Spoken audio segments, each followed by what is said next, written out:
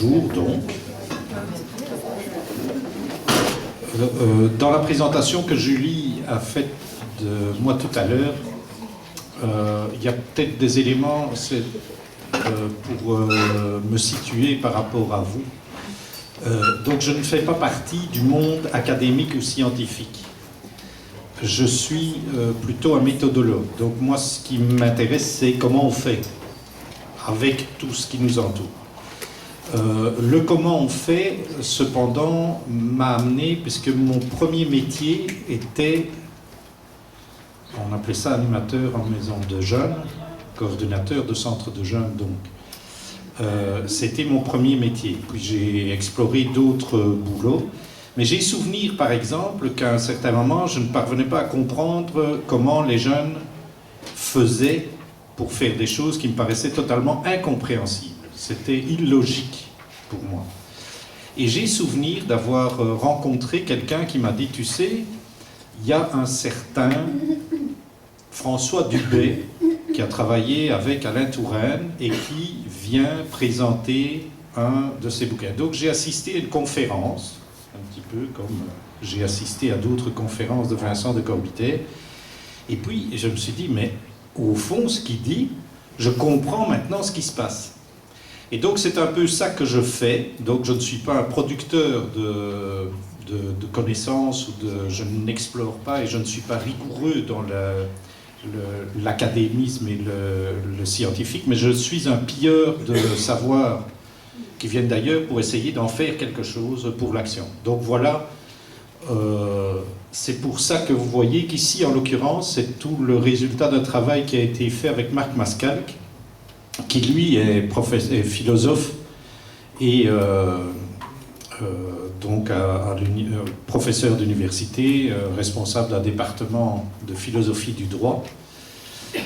Et donc on a collaboré, ça fait maintenant une vingtaine d'années qu'on travaille ensemble dans le cadre de formation, puisque j'ai aussi, dans une fin de carrière professionnelle, été le Julie d'un autre Bagic. Voilà.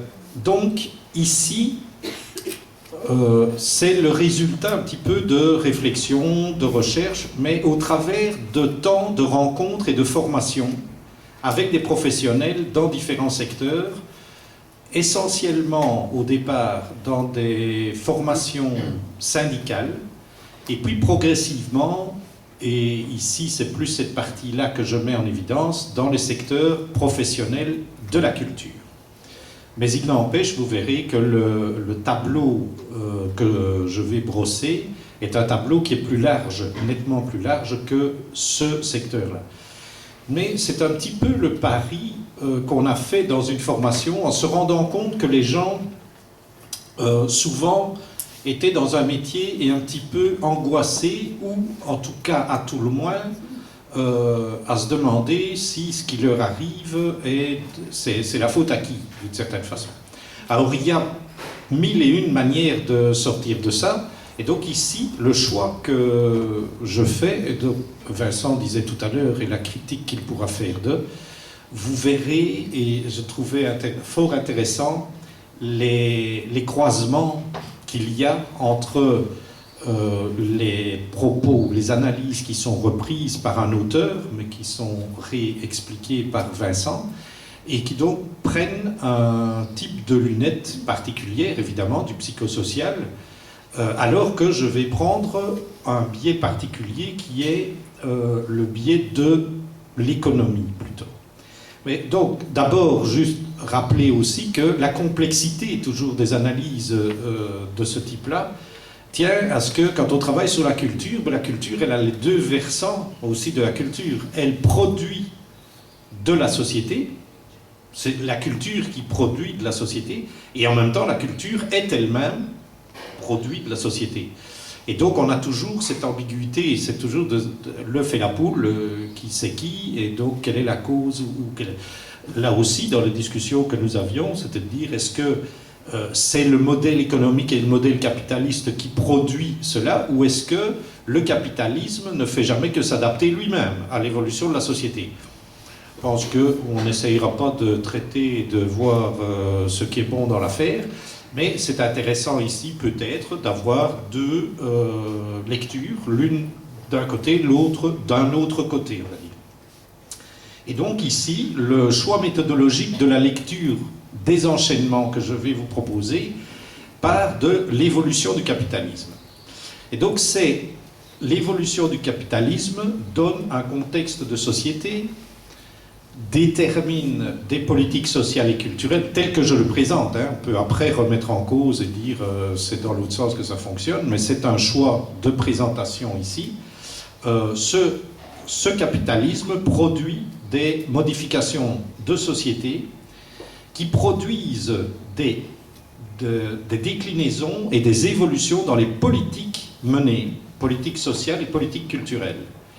Elles amènent également un positionnement des acteurs eux-mêmes et les représentations sociales que les gens et que les acteurs ont d'eux-mêmes ou des autres. Et en bout de course, ce à quoi j'arriverai, c'est de dire, et donc, les métiers de la culture et votre métier, est donc forcément aussi un métier qui change. Mais donc, l'objectif, par exemple, est un peu dire, on n'est pas que ballotté par les flots, ça s'inscrit et ça permet éventuellement de mieux trouver ces marques ou de trouver un cheminement. Et d'autre part, de se dire, il y a aussi des espaces de liberté, des espaces de reconstruction du métier, quand on comprend mieux d'où il vient. C'est ça un peu le but du jeu.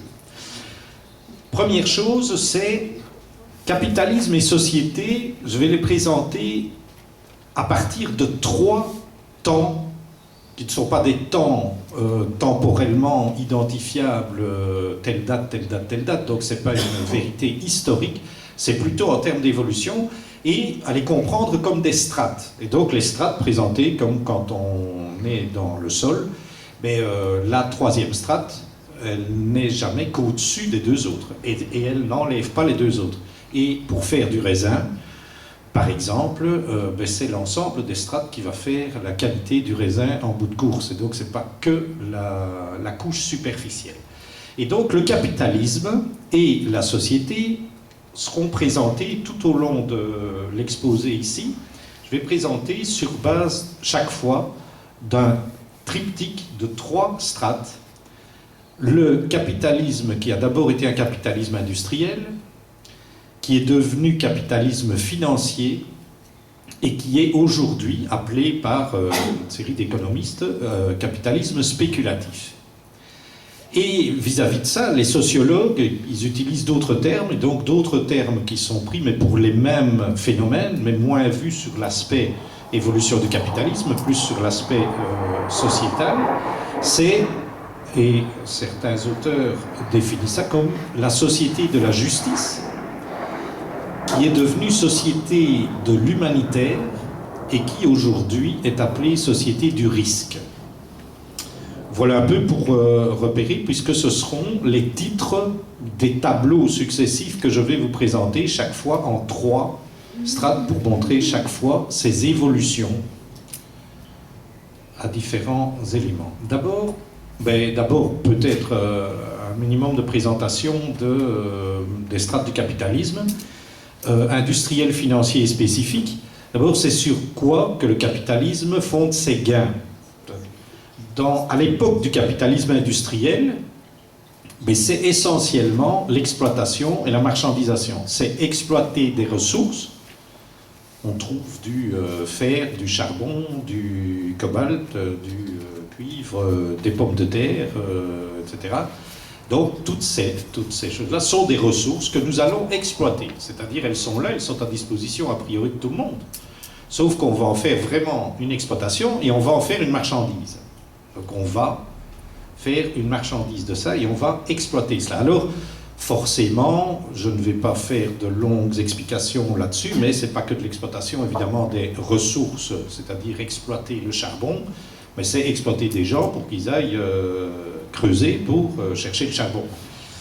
Le bénéfice, évidemment, qu'on retire est essentiellement un bénéfice qui vient de la différence entre le coût d'exploitation pour arriver à avoir le produit ou le fabriquer, et le coût auquel on le revend.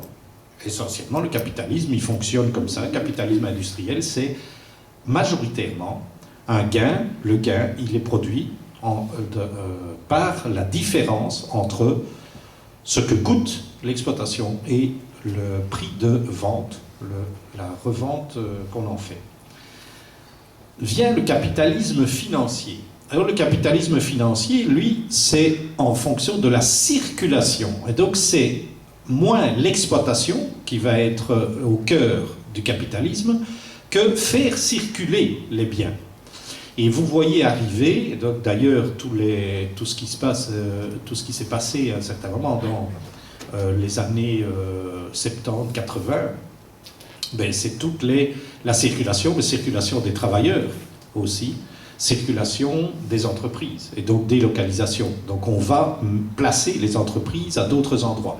Et pas nécessairement parce que c'est l'endroit où l'exploitation est la plus simple. Ça, c'était le capitalisme industriel. On mettait l'industrie aux endroits qui convenaient bien à l'industrie, alors que dans ce capitalisme financier, c'est moins ça qui fait, puisque ce qui compte, c'est faire circuler les biens et les marchandises, et on va gagner de l'argent sur la circulation. C'est la circulation qui crée le profit. C'est le fait que cela tourne qui va faire que ça va engendrer du profit. L'aspect financier, c'est donc la différence. Un exemple, pour expliquer par un exemple ce genre de truc, le gain, il est moins produit par la différence entre le prix que paye Carrefour pour vendre une brosse à dents ou pour vendre une planche à découper, par exemple, que le fait de vendre une masse de planches à découper que vous achetez aujourd'hui, ou de pommes, et que Carrefour payera au menuisier ou au récolteur de pommes dans 6 mois. Pendant ces 6 mois-là, c'est des masses d'argent énormes, parce que c'est vraiment beaucoup de pommes, beaucoup de planches qui sont vendues. Et donc c'est une masse financière énorme, et donc on va gagner de l'argent par le fait de faire circuler cet argent pour qu'il rapporte avant de le rembourser d'une certaine manière. Et donc le gain est moins, ce qui fait que ces grandes entreprises, ces méga-entreprises, ces multinationales, évidemment, il y aura toujours un problème entre le petit commerçant qui ne parviendra jamais à vendre les pommes, lui, parce qu'il doit les payer avant de les mettre en vente d'une certaine manière. Lui, il va les payer avant, donc il ne peut pas gagner financièrement là-dessus. Donc lui, il est toujours sur une logique de capitalisme, on va dire, industriel, alors qu'on est de manière très importante sur un capitalisme financier. Et donc quand vous voyez capitalisme financier, vous entendez évidemment dans la première, c'est qui c'est le maître du jeu, la référence, la représentation symbolique du capitaliste, à un certain moment, c'est le patron d'une industrie. Et donc c'est celui qui est le maître du charbonnage, par exemple, c'est lui. Alors que dans le capitalisme financier, c'est qui maître du jeu? C'est les banquiers, c'est les banques. C'est eux qui font de l'argent. Dans le capitalisme, ah oui, spécifique, tiens, c'est marrant ça. Hein, donc c'est pas spécifique, vous aurez compris que les corrections orthographiques automatiques, parfois, je maîtrise pas toujours tout. C'est spéculatif, bien entendu, ici. Et donc dans le capitalisme spéculatif, ben, c'est la spéculation. C'est-à-dire que là, on a avancé d'un grand pas, c'est même plus faire circuler l'argent, c'est vendre des choses qui n'existent pas. C'est d'une certaine manière, je vends aujourd'hui, enfin, j'achète aujourd'hui à un prix fixé le cacao, le café, le charbon éventuellement, qui n'est pas encore exploité, qui n'est pas encore repris. Je l'achète déjà à un prix donné. Je vous payerai quand vous l'aurez planté et quand il sera produit à tel prix. Entre les deux, je vais vous dire que je ne sais pas si vous voyez ce qui se passe au Nicaragua, je ne sais pas si vous voyez ce qui se passe en Côte d'Ivoire, etc. C'est là qu'on produit du café ou du cacao, etc. Vous voyez qu'il y a des risques de pénurie à ce moment-là. Donc si vous voulez l'avoir, je vous revends, moi, déjà, les actions que j'ai sur un café qui n'est toujours pas planté, mais je vous le revends déjà maintenant à un prix qui visiblement va monter. Mais donc, si vous vous dites il monte et il va encore monter plus, j'ai intérêt déjà à l'acheter maintenant. Donc moi, je vous revends quelque chose qui n'existe toujours pas. Et j'ai gagné de l'argent là-dessus. Donc c'est ça le spéculatif, c'est on spécule sur l'avenir d'un produit qui pour l'instant pourrait ne même pas encore exister. Donc on a avancé. Quels sont les... Oui, c'est globalisation, tertiarisation, évidemment, qui suivent tout ça. Comment est-ce que ça fonctionne, les politiques économiques? Alors, dans la phase de l'industrialisation, on est dans l'après-guerre. C'est intéressant d'ailleurs, puisque c'est un peu les mêmes choses qui étaient évoquées à ce moment-là. Mais donc, dans la période de l'après-guerre, les partenaires sociaux, comme on les appelle, s'accordent sur le fait de dire qu'il faut éviter que nous ayons encore des guerres, etc. Et une des logiques qui est à l'œuvre, c'est de dire, mais construisons, au fond, un modèle économique qui est un modèle économique de ce que les économistes appellent le carré vertueux. C'est-à-dire, ça fonctionne, et on en entend encore parler. Les syndicats revendiquent encore de revenir à ce modèle économique particulier qui est, il y a des ressources et il y a de l'exploitation. Pour avoir de l'exploitation, il faut qu'on ait des gens, il faut qu'on ait de la main-d'œuvre. Donc on va faire venir des gens dans nos entreprises. Pour les faire venir, on va les attirer aussi par un emploi et une rémunération. Mais donc, plus il y a d'emplois, il faut qu'il y ait de l'emploi. C'est la condition. S'il n'y a pas d'emploi, nos machines ne tournent pas. Donc, nous avons besoin d'emploi, et cet emploi va produire de la croissance. Cette croissance va donner un pouvoir d'achat, ce pouvoir d'achat va donner une monnaie forte. Cette monnaie forte va permettre d'être dans un pays qui peut avancer, etc. Et donc, on a un circuit économique qui fonctionne, tout va bien, Madame la Marquise, selon ce modèle-là. Que se passe-t-il quand, à un certain moment, arrive une crise particulière financière qui sera traduite par la crise pétrolière?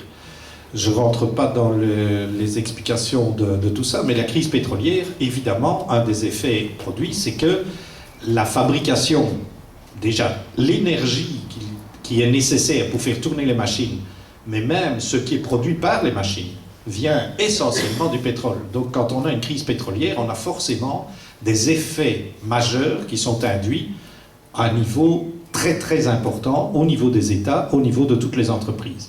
C'est toute une période où il y a eu d'ailleurs les dimanches sans voiture, on a connu ça, hein, on a connu des bouleversements importants. Mais ce qu'il y a sur le modèle des politiques économiques, c'est à ce moment-là, il y a quelque chose qui apparaît et qui va être très fort, c'est une rupture de ce carré-là, et notamment par le fait que nous allons avoir... Ah, c'est pas là, tiens. Ah oui, on pourrait dire, c'était plein emploi, consommation de masse et surproduction, évidemment, le capitalisme industriel, c'est ça qui fait, hein. On fait des machines, et ces machines vont produire, on va produire énormément, et donc on va produire, on va avoir, vu que l'emploi est au cœur de ce carré vertueux, mais c'est le plein emploi, et donc il y a de l'emploi pour tout le monde. Qu'on dit toujours comme il y a eu tout d'un coup la perte du plein emploi, en fait, d'un point de vue historique, c'est plutôt, il y a eu un moment, il y a eu plein emploi, parce que il n'y a pas eu toujours le plein emploi avant. Hein. Donc ce capitalisme industriel, il a généré un plein emploi qui n'existait pas nécessairement avant. Hein. Donc, mais enfin, là on est là-dedans. Avec consommation de masse, l'idéal c'est de consommer. On a un pouvoir d'achat important, on consomme des biens qu'on n'a pas nécessairement besoin, mais qu'on nous dit que c'est indispensable. Et évidemment, une surproduction aussi. Cette surproduction, elle va avoir des effets évidemment assez désastreux à certains moments. Deuxième strate, un capitalisme financier avec une politique économique qui crée l'Europe, mais l'Europe économique. Et donc, il y a eu engouement un peu de tout le monde sur, chouette, on a une Europe sociale. Évidemment, on a vu dans les faits que ce n'était pas une Europe sociale qui se mettait en place, c'est une Europe économique strictement. Mais ce qui est peut-être parmi tous les éléments, ce que je mets en évidence peut-être ici, plus particulièrement, c'est que qu'est-ce qu'elle a fait? Eh bien, elle a cassé ce carré vertueux en mettant à charge des régions ce qui est l'emploi et la croissance, en le déliant de ce qui va être essentiellement la monnaie. Mais ça a un effet qui est un effet complexe et qui va avoir un effet majeur sur les États et sur les politiques des États. Puisque, que se passait-il avant? Quand un État, on a le boom démographique et on avait des familles nombreuses à cette époque-là, et donc boom démographique. Un État, il doit pourvoir à l'éducation, à la santé, à la circulation des individus, et donc il met en place des services publics. Ces services publics, pour les financer, comment va-t-il s'y prendre? Mais pour les financer, une des manières de financer par les États, c'est qu'il va jouer sur la monnaie, puisqu'il est lui-même producteur de monnaie. Les monnaies sont de l'argent créé par les États. Donc l'État a besoin de fric, il en fabrique. On fait tourner la planche à billets. Avec les défauts de l'inflation qui sont connus et qui ont été critiqués très très fort, comme étant, c'est facile, s'il suffit de...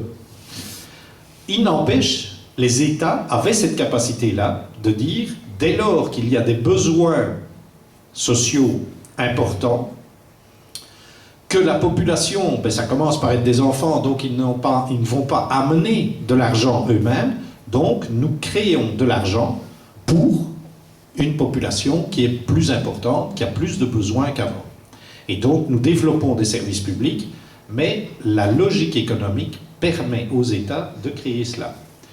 Quand on dit on a une banque européenne, c'est la banque européenne qui devient maître du jeu, mais on a quand même une décision politique et économique très très importante qui sera initiée, si je ne m'abuse, par Pompidou, qui était ministre de l'économie ou des finances en France, et donc c'est lui qui a été un des instigateurs pour la France, puisqu'il y en a eu d'autres aux États-Unis, évidemment, mais donc qui est l'instigateur d'une règle qui veut que les États ne peuvent plus fabriquer eux-mêmes de l'argent, ils doivent emprunter aux banques.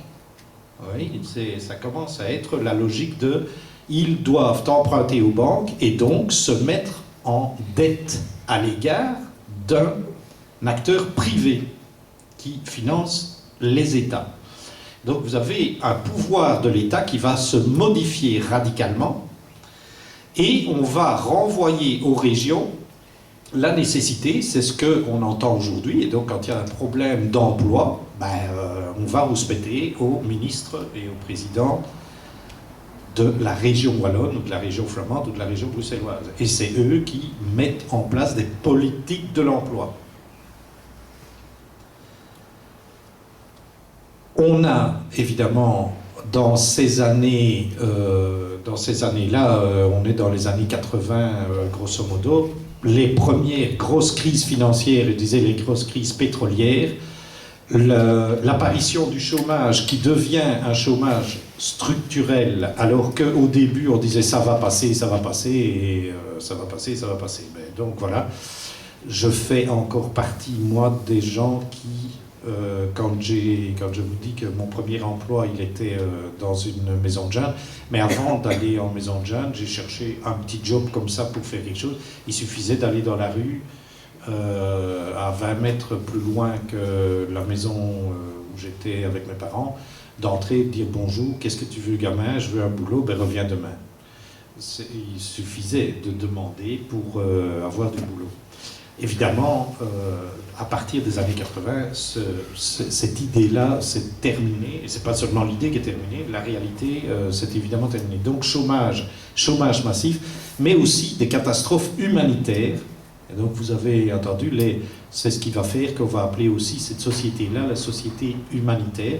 Mais ça vient de les grandes catastrophes humanitaires qui sont la résultante un peu de ces circulations des biens dans tous les sens, avec des grandes catastrophes. C'est l'époque beaucoup de crises, famines, etc. Au Sahel, dans beaucoup de pays d'Afrique, il y a des grandes famines qui ont lieu. Capitalisme spéculatif, là, on n'est plus du tout dans le carré du départ, où on disait il y a l'emploi. Je notais aussi, j'ai oublié de l'indiquer, mais une grosse modification, c'est aussi que dans la strate industrielle, l'emploi conditionne la croissance. C'est ça qui est dans l'esprit de tout le monde, c'est ça qui est dans la représentation, et c'est ça qui crée, le modèle économique se crée sur cette base-là. Alors que, à partir du moment où on a les crises qui apparaissent, on dit la croissance détermine l'emploi. Et donc on dit aujourd'hui, ce qu'on entend, c'est exactement le contraire de ce qu'on disait au départ, c'est-à-dire s'il n'y a pas de croissance, qu'est-ce que vous voulez, il n'y aura pas d'emploi. Donc on a inversé, donc cette flèche-là, l'air de rien, cette flèche-là, elle a été totalement inversée. Donc il faut d'abord de la croissance, et puis on verra, après, il y aura éventuellement de l'emploi. On a eu de l'endettement, puisque c'était la logique, les États doivent, pour pouvoir mettre en place des services, doivent s'endetter et ne pas produire eux-mêmes de la monnaie. Les termes qui sont utilisés maintenant, que vous entendez régulièrement, désendettement, désinflation, et alors la désindexation, c'est-à-dire la rupture entre pouvoir d'achat et emploi, puisque c'était ça évidemment, c'était dans la première logique économique, il y avait une liaison où on essayait de lier le pouvoir d'achat aux revenus qu'il y avait, et vu que les coûts augmentaient à certains moments, que les monnaies fluctuaient, mais il fallait ajuster les revenus, et donc c'était l'indexation dans nos pays ici. Aujourd'hui, vous entendez, tous ces éléments-là sont des éléments de rupture de ce carré-là. Et donc, et aussi, du point de vue de l'emploi, c'est la flexibilité, donc on n'est plus dans les logiques de défense d'un emploi en tant que tel. Crise financière, mais on va voir apparaître, et de plus en plus, des crises qui ne sont pas seulement financières. Autant au début on parlait beaucoup de crise financière, aujourd'hui on entend parler de crise financière, mais des crises environnementales et des crises sécuritaires. Le fait de la circulation aisée de tout et dans tous les sens produit de fait qu'à certains moments, on ne sait plus contrôler totalement qui passe où et à quel moment, quelles que soient les mesures de vérification qui sont prises, et notamment et avec des effets qui sont, évidemment, quand un pétrolier s'échoue quelque part, les effets ils sont pour tout l'environnement à cet endroit-là. Et on va appeler donc cette société du risque. Société de la justice, société humanitaire et société du risque. Pourquoi ? Parce que nous sommes dans une société industrielle dans laquelle il y a des acteurs qui négocient ensemble les conditions dans lesquelles l'économie va fonctionner, et dans le cadre global de l'économie, en tout cas, les rapports entre employeurs et travailleurs vont se négocier, mais vont se négocier entre employeurs et travailleurs. L'État a peu de choses à dire, sauf que l'État intervient dans le fait qu'il est État-providence dès lors qu'un accident de parcours pour un travailleur, pour raison de maladie, pour raison de perte d'emploi, quel qu'il soit, mais dès lors qu'il y a un accident de parcours de ce type-là, l'État pourvoit à octroyer des revenus, néanmoins, aux personnes. Ce qui fait toujours tourner la machine, puisque avec ces revenus-là, il peut consommer, donc il entraîne.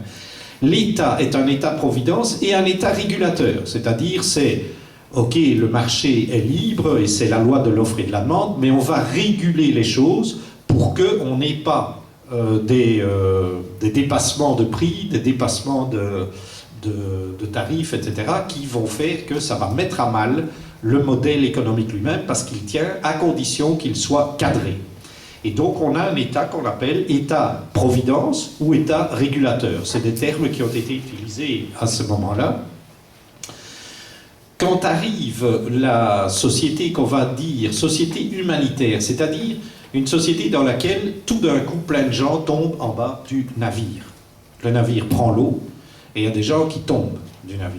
Et donc il faut sauver des gens qui se retrouvent dans des situations difficiles.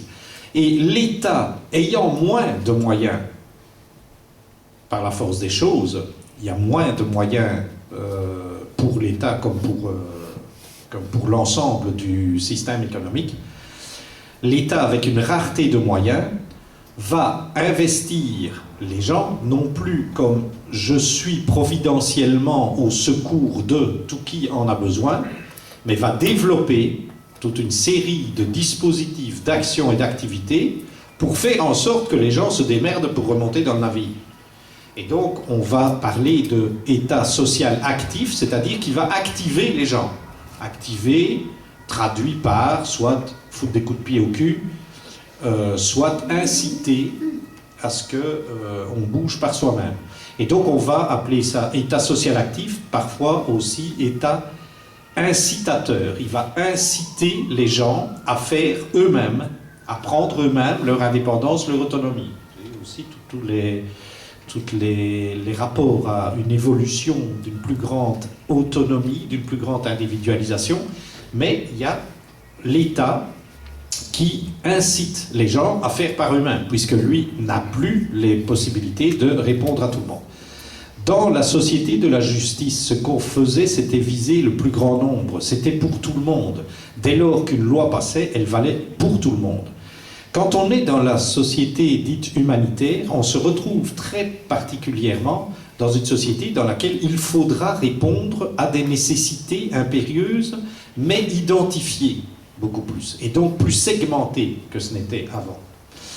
La société du risque qui apparaît, et donc on l'appelle société du risque, pourquoi? Parce que c'est le risque qui est au centre, la spéculation c'est la prise de risque, mais ça va plus loin que ça, puisque vous peut-être se souvenir de quand on fait un forage dans le golfe du Mexique pour essayer d'exploiter du pétrole qui est à 300 mètres, enfin là, il faut aller forer à 300 mètres en dessous du niveau de la mer. L'entreprise qui fait cela, elle sait que technologiquement, elle n'est pas capable de descendre à 300 mètres, donc d'envoyer des hommes à 300 mètres de profondeur pour réparer s'il y a un problème. On s'en fout, prenons le risque. C'est la logique du risque, elle est une logique qui est inhérente à la société. Certains auteurs vont aller jusqu'à dire, évidemment, c'est y compris, poussons à bout les gens. On fait prendre le risque que les gens, ils se pètent leur santé, ils se pètent mais ça ne fait rien, on prend le risque puisqu'on prend des assurances. Et donc le troisième acteur qu'il y avait, c'était le patron industriel, le deuxième c'est les banques, mais dans la troisième, puisqu'on est dans une société du risque, le modèle est éminemment assurantiel. Prenez des assurances, assurez-vous. Et donc dès lors qu'on est assuré, on peut prendre les risques plus aisément. Financièrement, on est assuré, on payera s'il faut payer. On est dans cette logique-là. Les acteurs dans la société de la justice sont des acteurs qui sont des gens qui ont un mandat. Ils négocient ensemble pour essayer d'avoir le partage des richesses, etc. Comment va-t-on répartir les fruits de la croissance, les fruits de la richesse? Bien, pour décider qui va s'en occuper, l'État sera là pour réguler, mais les acteurs, c'est d'abord ceux qui ont un mandat de leur père. Et le mandat, il est donné par le nombre. Les élections sociales, c'est toujours cette strate-là qui est à l'œuvre aujourd'hui, les élections sociales qui viennent ou qui sont encore en cours, je ne sais plus si c'est fini, partout, bon d'accord. Mais donc les élections sociales, elles sont typiquement quelque chose qui est de cette strate-là, c'est-à-dire que la masse des travailleurs dans une entreprise désigne des gens qui ont un mandat pour les représenter dans les négociations, que ce soit dans l'entreprise, que ce soit dans le secteur, que ce soit au niveau national. Et donc, c'est les mandats. Et on a d'autant plus de capacité de négocier qu'on est représenté par le plus grand nombre. Donc, c'est le nombre qui fait la validité et la valeur du mandat. Ce sont des militants aussi. On milite pour une cause, on se bat pour une cause. Il y a quelque chose qui est, on ne se bat pas tellement pour soi, on se bat pour une cause. Il y a une indifférenciation. Et il y a, quand on obtient quelque chose, on l'obtient pour tout le monde. C'est d'ailleurs aussi toutes des questions qui font que certains, et il y a des analyses aussi là-dessus en sociologie, pourquoi faut-il s'affilier au syndicat? Puisque s'il obtient quelque chose, on l'a quand même. Donc, de dire, même sans payer sa cotisation au syndicat, on a quand même... d'où tous des artefacts qui sont utilisés aussi pour récupérer les primes avec l'accord du patron, etc., etc. Mais donc, on a une militance et un mandat. On passe à une situation de catastrophe, de perte d'emploi massive, etc. Et donc, qu'est-ce qu'on va avoir? On va avoir des acteurs, c'est-à-dire qu'on a des victimes. On n'a plus des gens qui sont des travailleurs et des travailleuses qui revendiquent quelque chose, qui revendiquent mieux, qui revendiquent plus d'eux.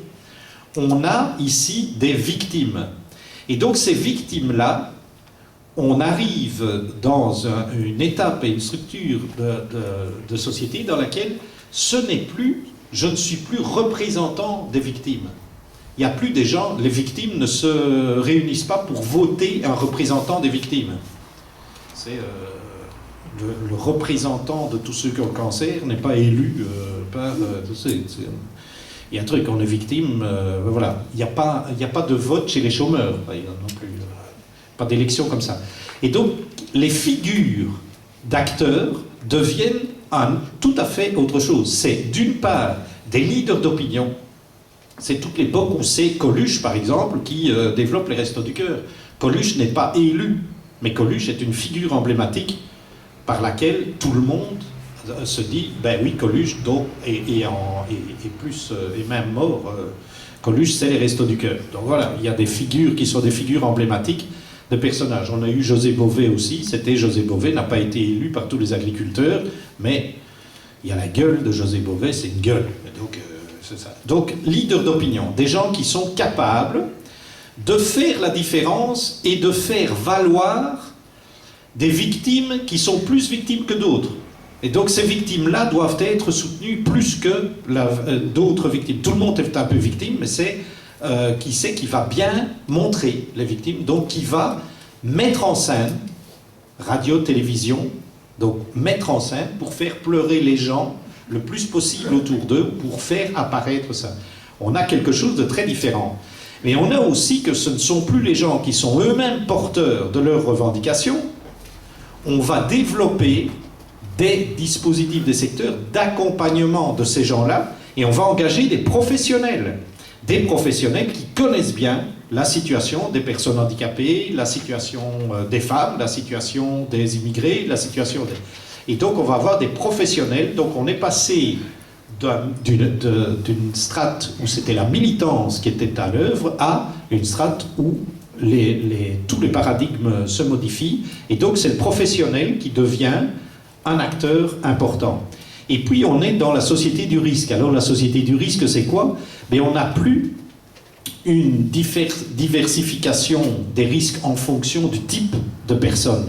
C'est pas parce que on est une femme, c'est pas parce que on est immigré, c'est pas parce que on fume ou que, etc., qu'on est victime de ce qui arrive. C'est parce qu'on est au mauvais endroit, au mauvais moment. C'est parce qu'on est dans les tours jumelles et que c'est là que ça pète et que ça explose. C'est parce qu'on est dans un thème ce jour-là. Et donc il n'y a plus de différenciation. Il n'y a pas plus un qui va se faire exploser et qui va mourir parce qu'il est femme, parce qu'il est homme, parce qu'il est PDG ou parce qu'il est n'importe quoi. C'est parce qu'il est là. Et donc c'est parce qu'on est riverain du risque. C'est parce qu'on est proche d'un lieu de risque. Et on va faire appel non plus, il n'y a plus des professionnels, parce que le risque, il est où? Ici, dans ce bâtiment-ci, c'est quoi les risques? Oui, il y a des risques aussi à être ici. Et donc, qui est capable de dire ce que sont les risques ici. Et bien donc on va faire appel à ceux qui sont dedans. Les plus à même d'identifier les risques potentiels qu'il y a à se trouver dans ce bâtiment-ci sont ceux qui sont régulièrement dans ce bâtiment-ci. Et donc on va faire appel à des experts, soit des experts techniques qui vont venir et qui vont dire il faut un volume de, il faut telle et telle chose, soit des experts qui sont des experts riverains, des experts qui sont les gens eux-mêmes. Vous voyez que les acteurs se modifient terriblement dans ces évolutions-là. Les enjeux, réalisation de soi, droits sociaux. Et donc c'est important aussi, c'est dans cette première époque de société de la justice, ce que sont les représentants des travailleurs, par exemple, des travailleuses, les syndicats, une des fonctions, c'est faire du droit. Le droit social est un des droits qui est construit par les acteurs eux-mêmes, ce qui est relativement rare. Les autres formes de droit sont des droits qui sont construits par le législateur. Là, c'est le droit, et fait les conventions d'entreprise, c'est négocié. Donc ça devient un droit en tant que tel. Donc droits sociaux et protection collective. On fait des protections de l'ensemble des travailleurs d'une entreprise, par exemple, ou de l'ensemble des travailleurs d'un secteur donné. Quand arrive la crise humanitaire, de quoi s'agit-il? Il s'agit de faire du rattrapage. On va faire du rattrapage scolaire, on va faire du rattrapage. Des gens n'ont pas d'emploi, des gens perdent leur emploi, donc il faut faire en sorte qu'ils puissent rattraper ça. Donc probablement qu'ils aient plus de formation, qu'ils aient plus de capacité à ceci ou ça. On va faire aussi des discriminations positives. C'est toute l'époque où on va voir apparaître des discriminations positives, c'est-à-dire qu'on n'est plus dans une société de quand on obtient quelque chose, c'est pour tout le monde, mais ça devient, s'il y en a qui sont plus potentiellement victimes que d'autres, il faut plus donner des moyens à ces victimes potentielles pour les aider à ce qu'elles ne deviennent pas vraiment victimes ou qu'éventuellement elles puissent rattraper. Et on a le développement exponentiel de services. Un peu partout, c'est des services qui vont permettre de comprendre la législation, où est-ce qu'on peut obtenir des droits, où est-ce qu'on peut obtenir des moyens financiers quand on a telle et telle maladie, etc., etc. Et donc il y a des services qui vont se développer, des services professionnels et professionnalisés. C'est à cette époque-là que, évidemment, on a aussi le passage de l'industriel au service, et l'emploi de services se développe de manière très très importante. Dans la société du risque, les enjeux deviennent enjeux de qualité de vie. Les gens veulent de la qualité de vie. Ils ne veulent plus être autour d'un aéroport et puis pouvoir ouvrir leurs fenêtres et ne pas pouvoir dormir. Et on a la recherche de protection individuelle. Donc là, tout ce qui était présenté par Vincent a tout son sens évidemment ici. On cherche des protections individuelles, c'est plus la protection collective. Moi, c'est pas tellement d'être oui, mais moi, est-ce que je vais avoir droit à devient une question. Dans les grandes entreprises, les délégués syndicaux, qui avant s'occupaient des conventions collectives, qui s'occupaient du revenu de tout le monde, maintenant deviennent des gens qui doivent être capables de traiter la question de quelqu'un vient et dit oui mais moi j'ai 2 enfants, je suis séparé, j'ai truc, est-ce que c'est la même chose que pour quelqu'un d'autre?